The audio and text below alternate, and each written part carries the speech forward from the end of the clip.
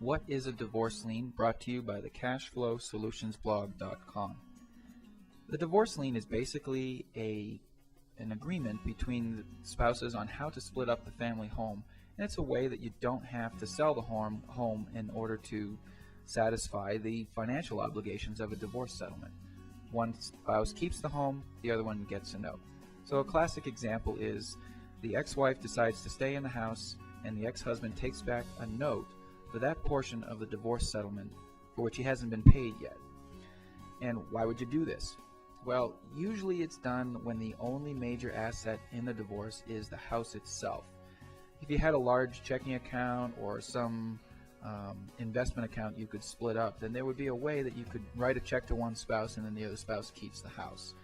The other reason is often social, where the kids want to stay in the same neighborhood or the same home, and you can allow some continuity in their life.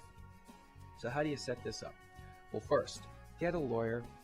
It's always best when dealing with a semi-complex real estate transaction like this to get some legal advice on how to set it up, because it's basically just like a mortgage. Some of the important things that you want to see in a divorce lien are a set term. There's going to be a date certain out in the future when the note is done. It's going to last for a term such as 60 months or 2 years, 4 years, 10 years. You sort of set that by agreement. You want to agree how the payments are going to be made during that time frame. Are they going to be monthly, annually, quarterly, or is there only going to be one big lump sum payment at the end? Usually there's some combination of payments and a lump sum at the end. And then of course you want to set an interest rate, because one of the spouses is waiting for usually his money for quite a while, and an interest rate is an appropriate way to deal with that. Now once you've set it up, you've now set up a mortgage, basically a note that can be sold. As long as you have all the appropriate documents, the original note, and you can talk about and prove what all of the terms and payments are, you can submit it for a quote and see what it's worth.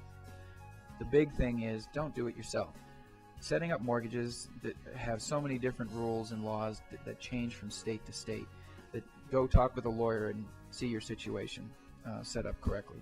So go check out the Cash Flow Solutions blog with any other questions and comments, and